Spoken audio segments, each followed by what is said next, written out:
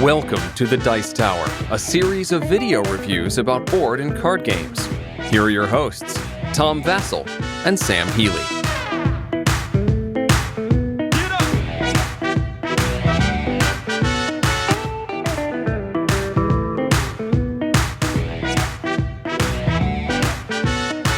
Hey folks, I'm Tom Vasel. Finally. Rune Wars. Now, Rune Wars is not a recent game. Nope. Rune Wars came out several years ago, and it actually came out around the same time that Sam and I were both separately moving from different places to Florida. Right. And because it came out, everyone in our gaming group played it during that time, and by the time we got settled in, they were done. We have. But we heard it was good, and then they came out with a new version of Rune Wars. It used to come out in a coffin-sized box, a box that's twice this size. Yep. Now it's in a smaller box. I believe it's pretty much the same game, just there was some nice mountain terrain for the mountain tiles and such, which isn't there, which would have been nice to have, but I'll take the smaller box. Neither here nor there, right? Now, I was really interested in playing this one for a couple reasons. It's in the Terranoth universe, which is the same universe as Battlelore, Descent, Runebound. And many people compared it to a Fantasy Flight Twilight Imperium, Yes. which had Sam's eyebrows Ching. interested. All right, so let's take a look briefly at parts of how the game plays, and we'll be back.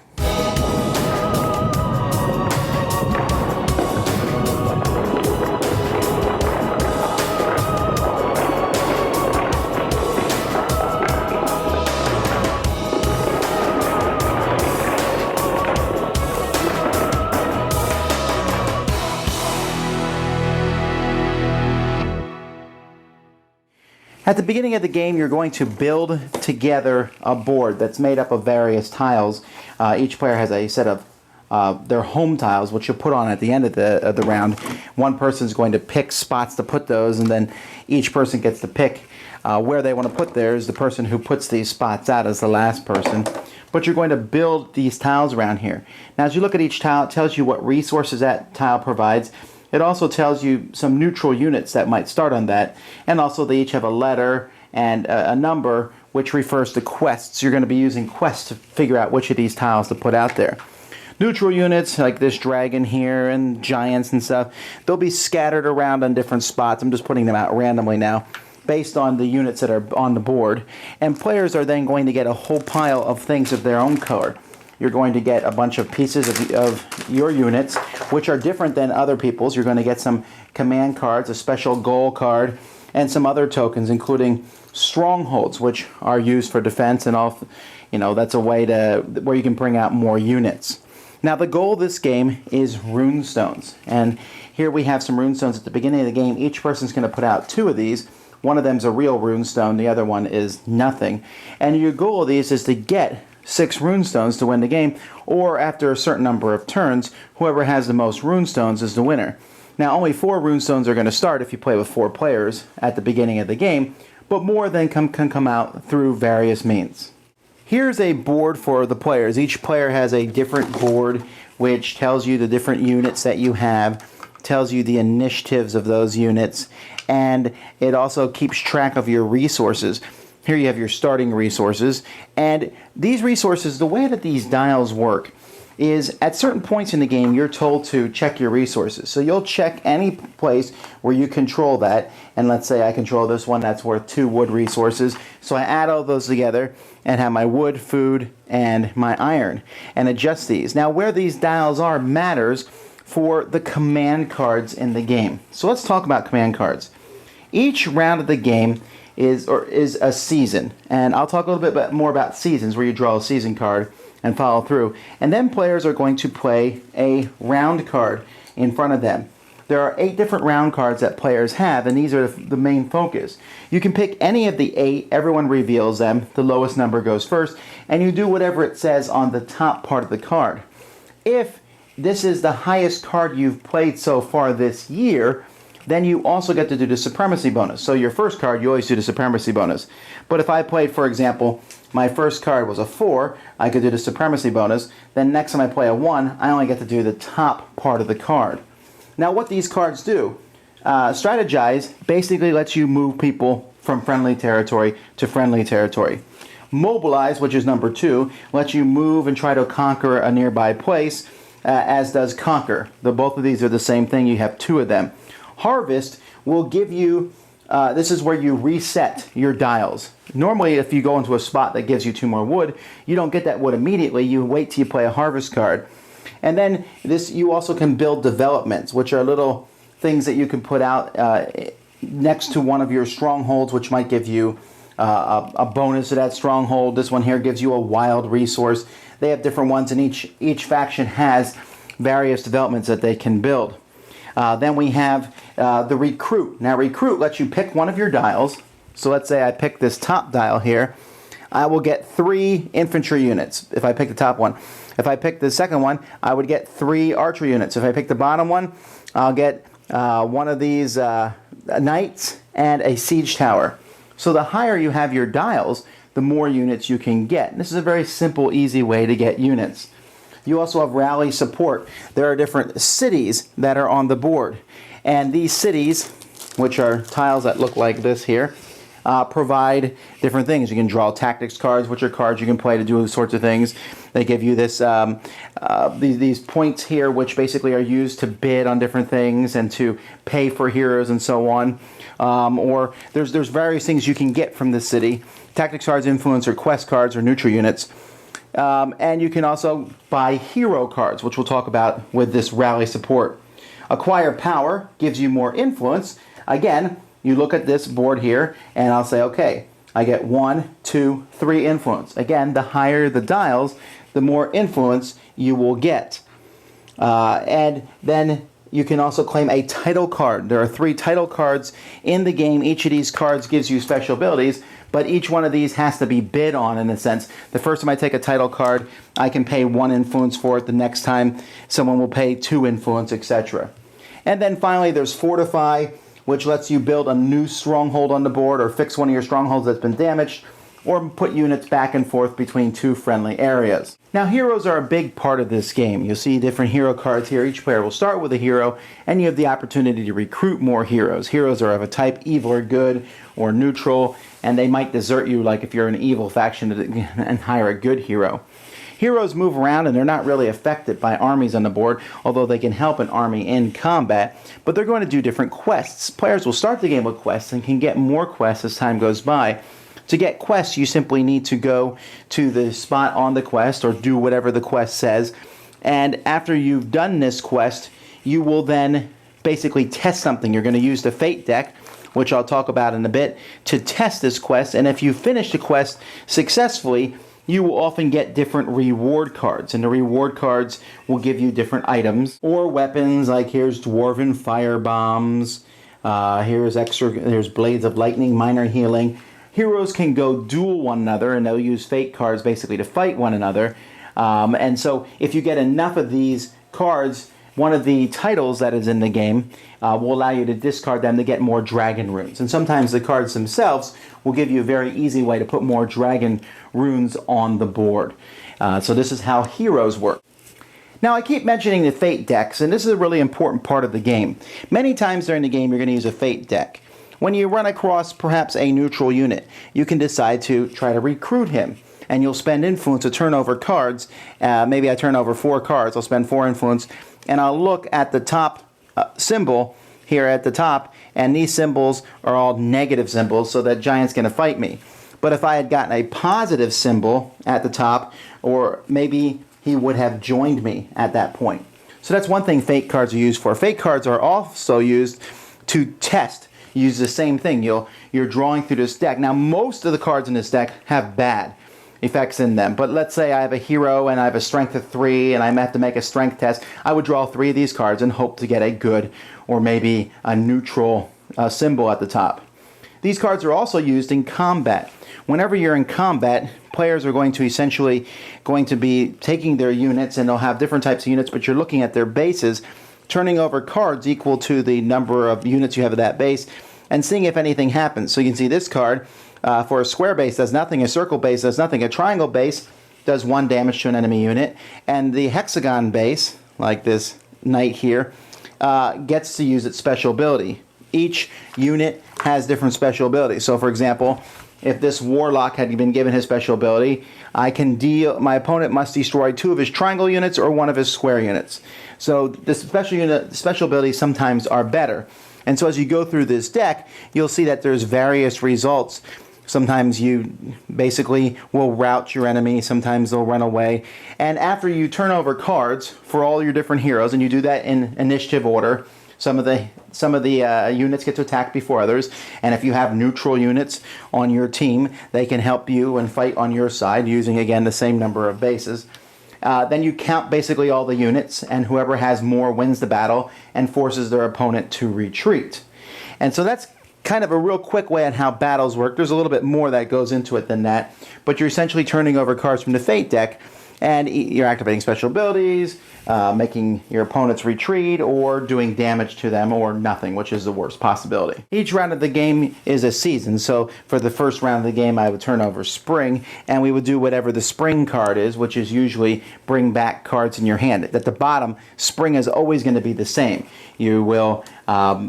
units on the board will be able to move again. When you move an attack with units, you kind of tie them up. You put one of your tokens in that spot so they can't move anymore. So you pull those off. But they also have special events here. So here you can recruit units in the spring. Hey, new recruits.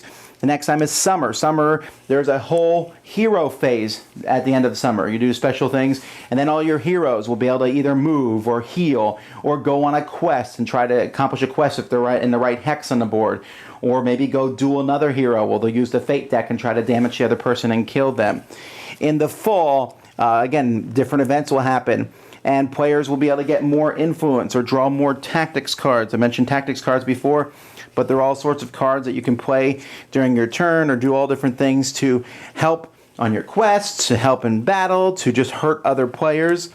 And then there's the winter phase, which usually has effects that aren't so super fun.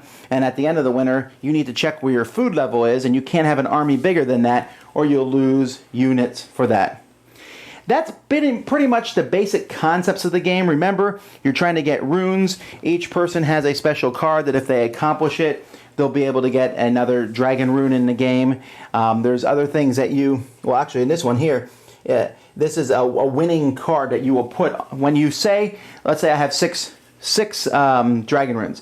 I show that I have everyone. I have 6, and I put it on top of the deck of the season that it is.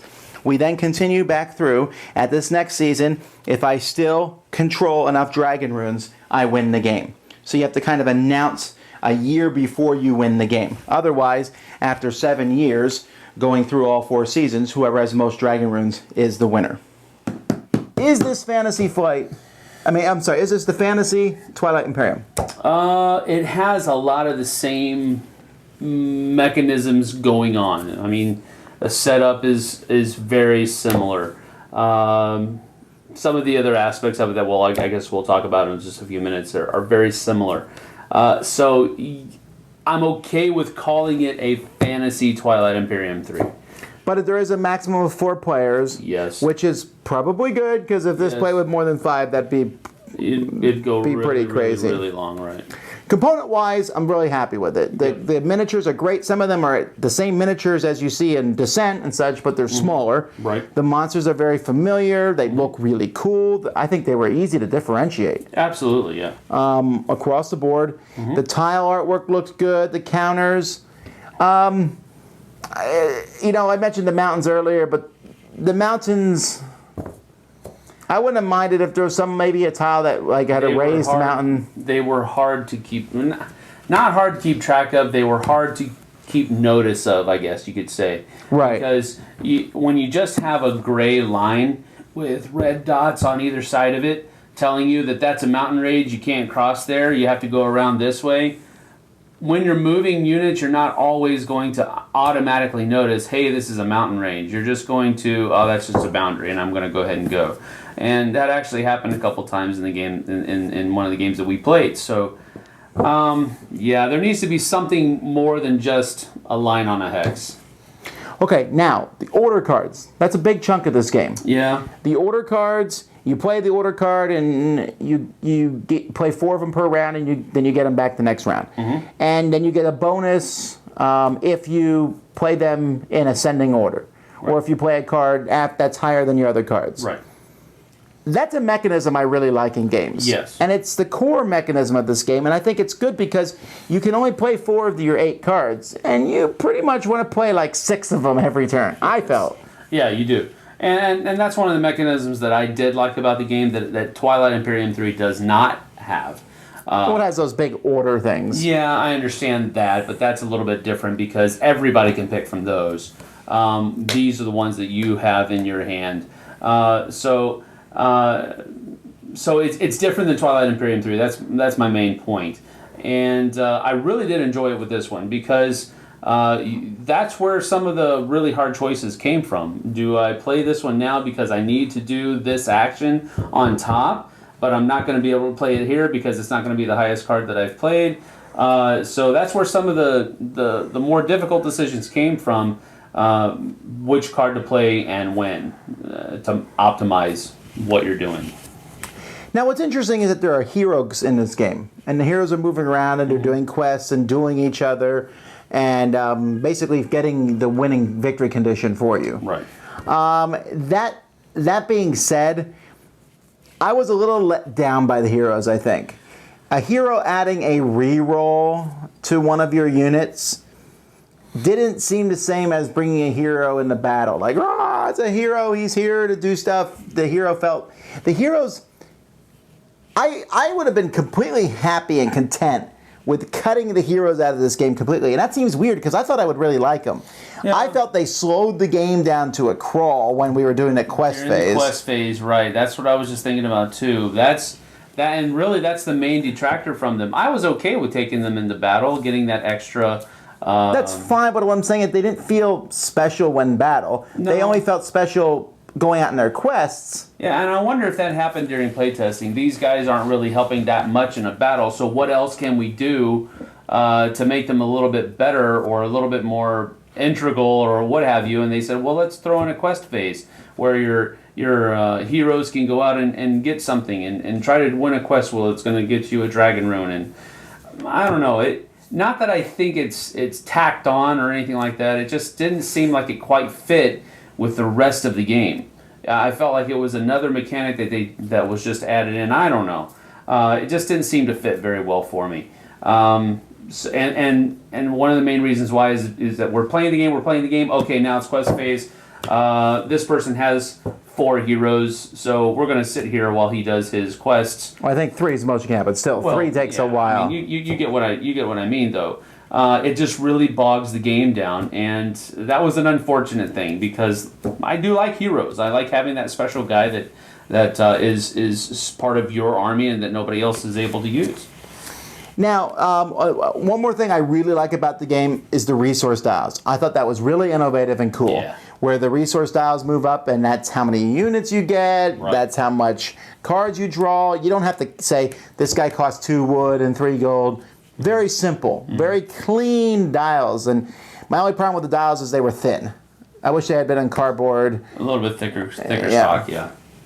Now, things I wasn't so fond of, besides the heroes, I thought setup was a bit of a chore.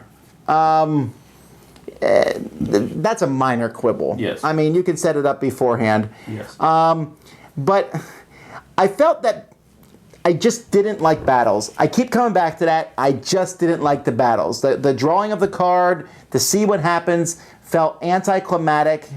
Felt also because you know what cards are in the deck. Sure, you shuffle the deck every fall or winter, whatever you shuffle the deck.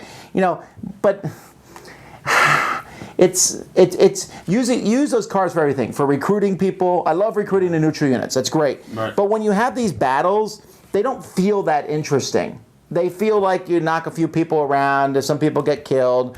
And really big battles, by the time they're happening, the game's almost over. Yeah. And I don't know, I know some people don't like dice, but when I roll a die, I feel like something. And I also felt like there wasn't a lot of tactical decisions in a battle. You just shot and saw what happened. Yeah.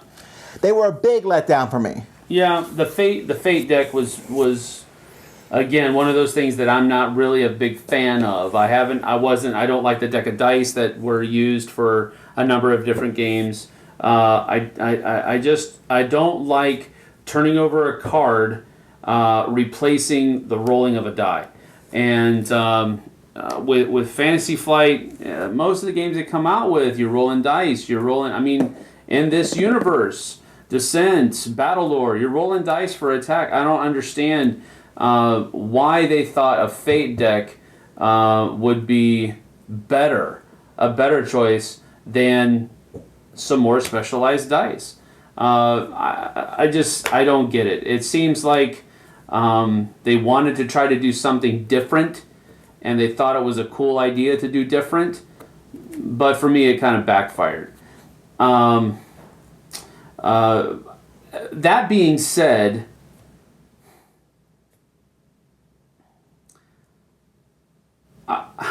I that was probably the one thing that I didn't like about the game. That was unforgivable.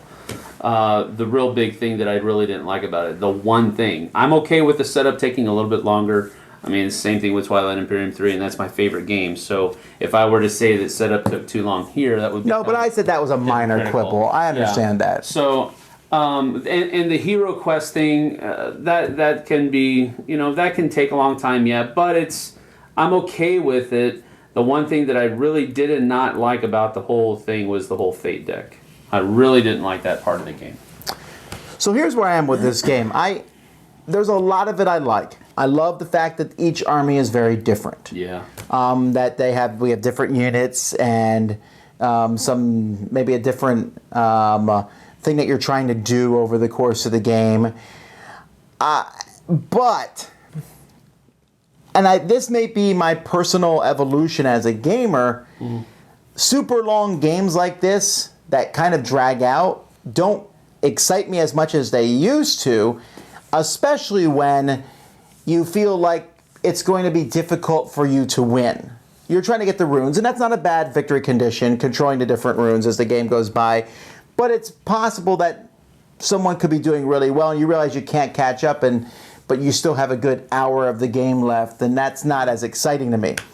But that, coupled with the battles, coupled with the hero phase felt clunkier than I wanted it to be, there was as many things in this game that I wasn't a big fan of as there was things I did. I love the card system. I love the resource tiles. I liked all that, but the game just didn't really gel for me. I wasn't that excited over the course of the game. I was like, oh, I get to build up, build up, build up, build up, build up, build up, build up, build up, build up, build up, and you're doing that over and over and over again, maybe fighting a few small battles. There's like the occasional, oh, I got a giant to join my army, or, oh, we killed the dragon, stuff like that. Even finding like a weapon with the heroes, you're like, oh, I found this really cool sword. Oh, that really only helps if I'm going to go out and fight other heroes. Right. The seasons seemed... well, that actually was an interesting thing. Yeah, it was interesting, but some of the detriments seemed overly harsh. Having to lose... I mean, I know, once you know it's there, I guess you could say you plan for... that winter card that I didn't like that at all. That winter card that tells you that you can't, you have to stick to your food level on your resource tile, and any units in a hex that are over that are just gone. They're dead. So when you know that's going to happen, and skeletons don't need to eat. Right, that's true. I mean, you got to have that for balance. I guess so, but you don't really need it. I mean, that would be the advantage of playing the necromancer or what have you. So I thought it was heavy-handed, I guess you could say. Some of the stuff in the seasons decks were just heavy-handed, but at the same time, didn't really realize they were there yet. Now that I know they're there, I can plan for them, so I understand that aspect. You know that when winter comes, you're going to have to be careful with how your troops are spread out and that type of thing. So, okay, I get that. I get it. It's a little bit of a, I guess you could say, a sticker shock type feel where I was like, whoa, what just happened? So, I don't know. Could have pulled back a little bit, but it's not unbearable. So, like I said, I think part of this is my evolution as a gamer in regards to this. I'm giving this one no thumbs at all. I'm not saying it's bad. I'm not saying that it's good, though. Not giving any thumbs, you're saying it's bad. Well, yeah, and I'm not giving it a thumbs down, no. Okay. Here's the thing. I liked lots of it. I think it's interesting. But I really feel like if you came and said you want to play this, I would probably say no. You might be able to talk me into playing it. If it was a thumbs down game, you wouldn't be able to. Right. But I would sit there and go, I don't know if I want to do all that. It felt kind of grueling at points. But there's so much good stuff in it. I don't know. I feel off the board. I know people are going to be like, "Well, we thought you would love it," but that's where I'm at with it right now. Some really cool stuff. But it certainly isn't one of my favorite games ever. It's not even close to that. It's interesting. I wonder if I had played it 10 years ago, would it have been in my top 10? Probably. Yeah. But now I'm like, interesting, but I felt it was a little too long for what it was. I hated the battle system and felt it was boring. But then I thought a lot of other things were unique, and I'd love to see parts of this in other games. Yeah. Yeah, I'd go with that. I'm going to go ahead and give it 2 thumbs down. I'm going to give it 1 thumb up. I'm going to give it 1 huge, giant hammer up. And the reason I do that is because I do like this kind of game. It has a very epic feel to it. It does have a sprawling nature to it as well. And I enjoy those kinds of games. And I did enjoy this probably the most out of everybody that was at the table. And so I enjoyed it. And I'd be willing to play it again. The setup seemed more wonky than a Twilight Imperium setup would be. But I don't know. That could just be. But anyway, this is what I'm saying. I've said this before on a guy that I tweeted this to. I didn't dislike it, but I'm not just bonkers about it either. If you want to set up the game and play through it, I'd probably be happy to it. This might make my top 100 next year. But I'm going to call, if it does make it, it's going to be on the bottom 50, not the top 50. But I mean, it's like I said, it's a good game. It just has some eccentricities to it that I wasn't really sold on yet. Maybe over time it will, but I mean, this is my kind of game. Just wasn't as enamored with it as I thought it probably was going to be. Well, there you go. Rune Wars, a game you thought we'd love. But anyhow, there are people out there who will love this. Yes. You want fantasy, gigantic in a box, it is here. So take that for what it is. Yep. Rune Wars. All right.